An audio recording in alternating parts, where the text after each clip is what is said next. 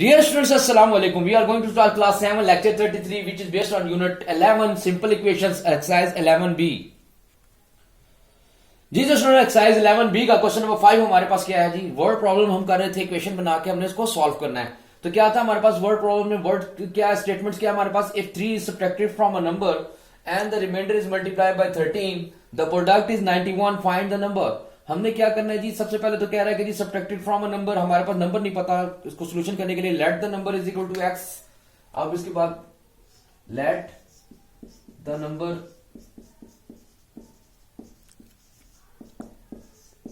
यानी कि नंबर हमें नहीं पता क्या है, तो हम क्या करेंगे, let the number is equal to x.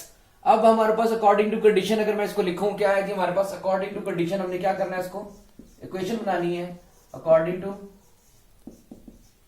Condition.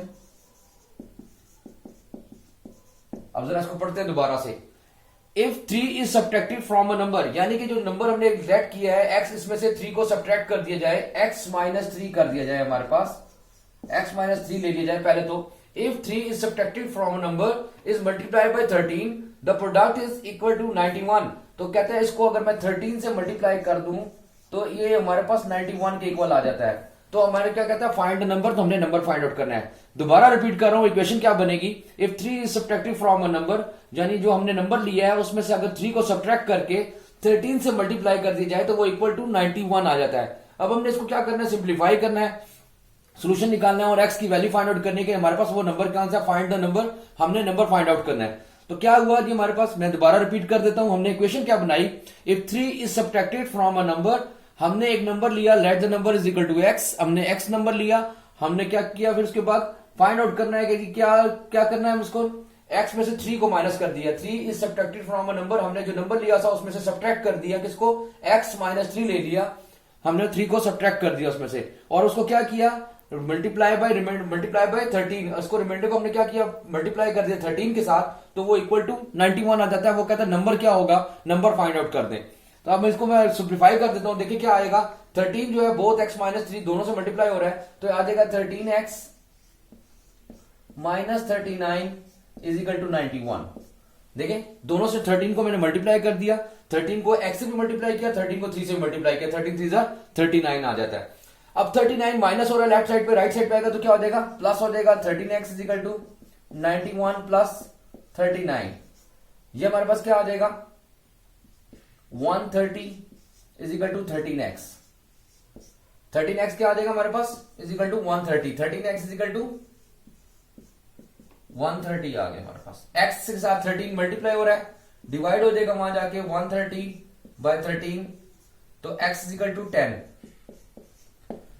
देखिए हमारे पास क्या आंसर आ गया, जो फाइंड द नंबर हमने करना था, तो क्या नंबर फाइंड किया हमने, x इज इक्वल टू 10। अब अगर मैं यहां पे 10 पुट कर दूं तो 10 माइनस 3 होता है 7, 7 को 3 से 13 से मल्टीप्लाई करें, 91 is equal to left hand side is equal to right hand side, हमारे पास कंडीशन पूरी हो जाती है। रिपीट करो दोबारा, हमारे पास क्या क्वेश्चन था, if 3 is subtracted from the number and the reminder is multiplied by 13, find the number, the product is equal to 91, find the number. हमने x में से 3 को माइनस कर दिया, 13 से मल्टीप्लाई कर दिया, तो 91 के इक्वल आ जाता है। अगर आप इसको अभी प्रूव करना चाहें तो क्या करेंगे, x की जगह पर 10 पुट करते हैं, 10 माइनस 3 क्या होता है, 7 आ जाता है, 7 को 13 से मल्टीप्लाई करें तो 91 आ जाता है। तो हमारा यानी कि आंसर बिल्कुल ठीक है। हमने जो नंबर फाइंड किया 10 नंबर इज फाइंड, जो किया हमने क्या फाइंड किया, x की जगह पे 10 फाइंड किया, तो ये नंबर जो है हमारे पास बिल्कुल करेक्ट आंसर है। हमने क्या किया, सिंप्लीफाई करने के लिए क्या करना है, x minus 3 is equal multiply by 13 is equal to 91 है हमारे पास। 13 को मल्टीप्लाई कर दिया x के साथ भी और 3 के साथ भी 39 आएगा, 13x minus 39 is equal to 91। 39 यहाँ पे माइनस हो रहा है लेफ्ट साइड पे, प्लस राइट साइड पे आएगा तो प्लस हो जाएगा, 91 और 39 130 आ जाता है। 13 से डिवाइड कर देंगे तो हमारे पास आंसर आ जाएगा थर्ड, जो नंबर हमने फाइंड आउट करना था वो x इज इक्वल टू 10 हमारे पास आंसर आ जाएगा। जी तो स्टूडेंट हमारे पास क्वेश्चन नंबर 6 क्या है, 11b का हमारे पास क्वेश्चन नंबर 6 है, divide 120 into 2 parts so that the 3 times the smaller one is equal to the twice the larger one। अब 120 को 2 पार्ट्स में डिवाइड करना है हमने, लेकिन मैं कहता हूं कि जी ये पूरा लाइन जो है 120 है,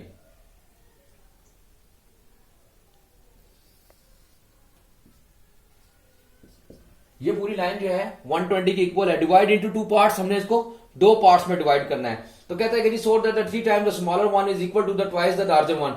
तो मैं कहता हूं let the smaller one is equal to, let the smaller part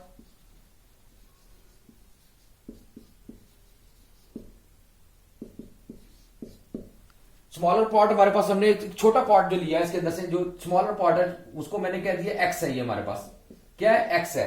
तो इसका लार्जर पार्ट किसके इक्वल आ जाएगा, तो लार्जर पार्ट में किस इसका आ जाएगा 120 में से एक्स को माइनस कर दे तो हमारे पास क्या आ जाएगा, लार्जर पार्ट आ जाएगा। तो लार्जर पार्ट किसके बराबर हो जाएगा हमारे पास,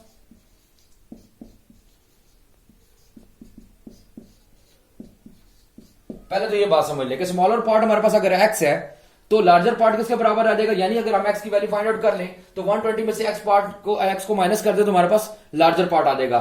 120 को मैंने टू पार्ट्स में डिवाइड करना है, एक स्मॉलर पार्ट में एक लार्जर पार्ट में। तो स्मॉलर पार्ट अगर मैंने कहा एक्स है तो लार्जर पार्ट क्या हो जाएगा 120 में से, यानी कि टोटल में से मैंने एक्स को माइनस कर दिया तो हमारे पास लार्जर पार्ट निकल आएगा। अब नेक्स्ट इसमें कंडीशन क्या लगाई, कहता है कि so 3 times the smaller one is equal to twice the larger one. अब कहते हैं जी 3 time the smaller one, 3 time the smaller one का क्या मतलब होगा,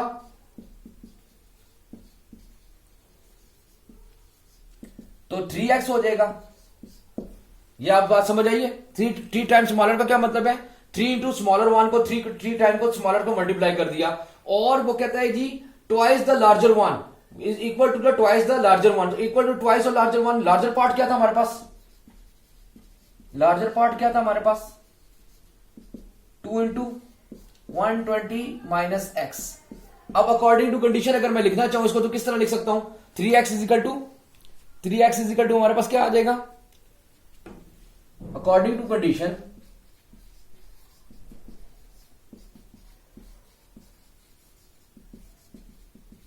क्या लिख सकता हूं मैं, 3x इज इक्वल टू ये smaller one equal to twice 120 minus x the larger one.